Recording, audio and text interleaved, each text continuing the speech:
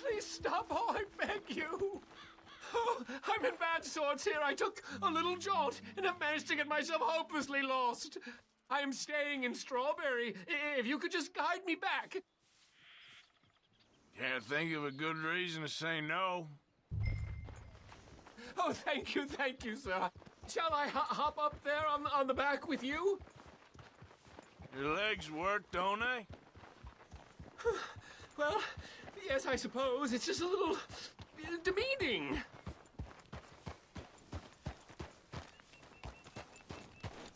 What are you doing out here anyway? Clearly ain't your natural habitat. No, I'm just visiting. I'm from New York City, actually. You don't say. Oh, yes. There was some talk at the country club about this burgeoning little resort town called Strawberry. So I thought it might be quite the trip to see what all the fuss was. Perhaps make a few investments while it was still undervalued. Turns out I was made the fool. Not enjoying it, Dan? It's a town of splinters, if you could call it much of a town at all. I'd hardly stepped off the carriage and I'd taken in the whole place. I suppose some might call it charming.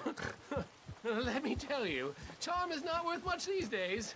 You show me a timber frame shack and I'll show you Broadway.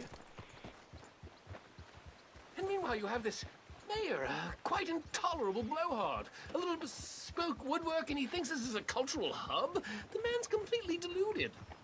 Well, I should give him some credit.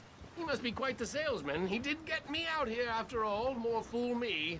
Now I'm tromping through the leaves and the muck with some cowboy. No offense. Little taken.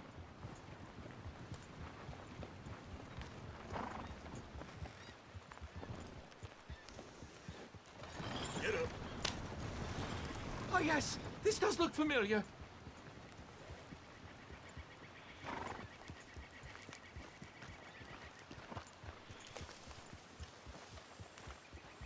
Oh! Are we close to town?